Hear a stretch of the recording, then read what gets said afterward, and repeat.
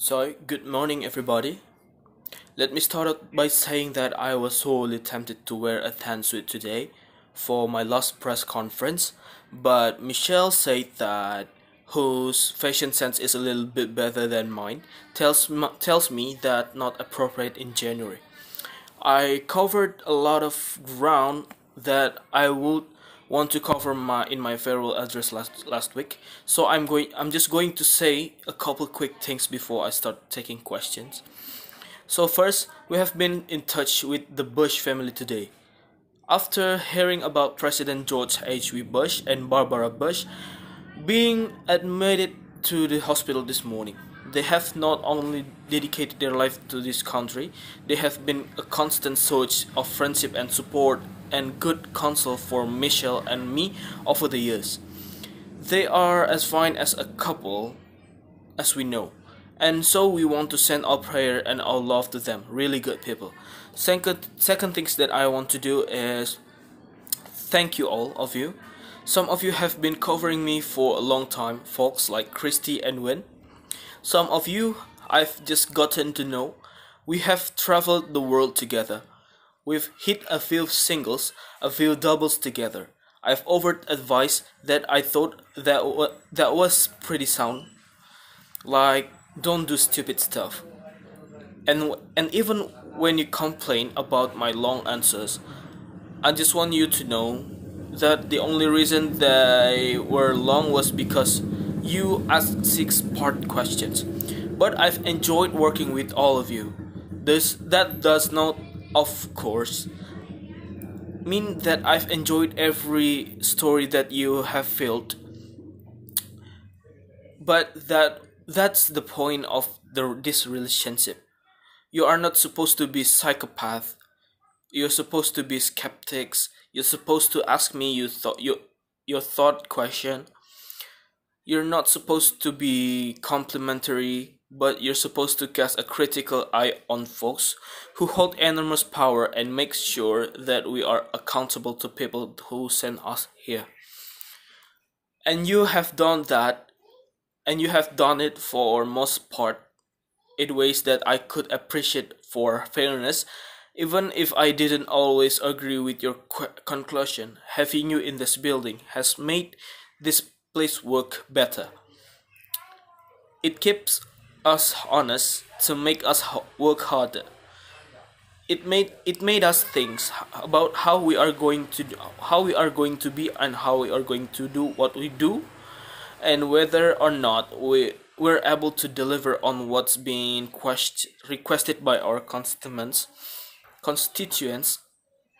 And for example, every time you ask why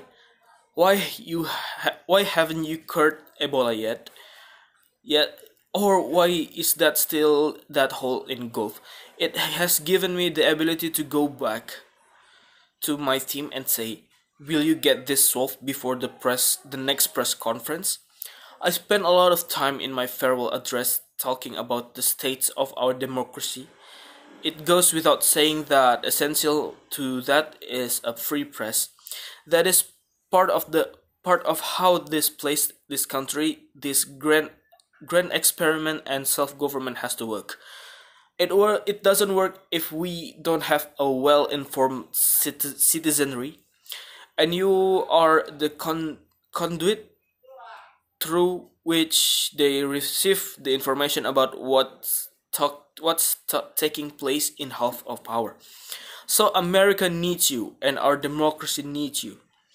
We need you to establish the baseline of facts and evidence that we can use as standing point for the kind of reasonable and informed debates that ultimately leads to progress. And so my hope is that you will continue with me the same tenacity that you showed us to do the hard work of getting the bottom of stories and getting them right, and to push those of us in power to be best version of ourselves, and to push this country to be best version of itself.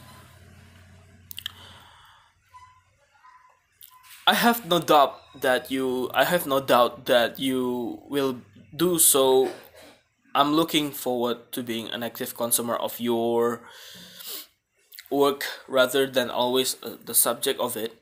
I want to thank you all for your extraordinary service to our democracy. I've been asked. I've been had some of the record conversation with some journalists where they said, "Okay, you seems like you're okay, but really, what are you thinking?" I've said, "No, what I'm saying really is what I think. I believe in this country. I believe in the American people. I believe that people are more good than bad. I believe tragic things happen. I think there's evil in the world, but I think that at the end of the day, if we work hard, if we're true to those things in us that feel true and feel right, that the world gets a little better each time. What his presidency has tried to be about, and is that in the young people I've worked with, I couldn't be prouder of them.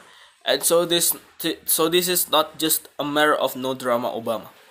This is I really believe.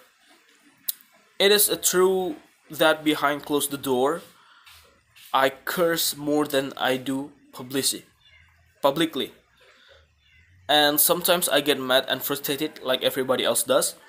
But at my core, I think we're going to be okay. I think we're going to be okay, and we just have to fight for it. We have to work for it and not take it from granted. I know that you will help us to do that. Thank you very much. Press conferences. Good luck.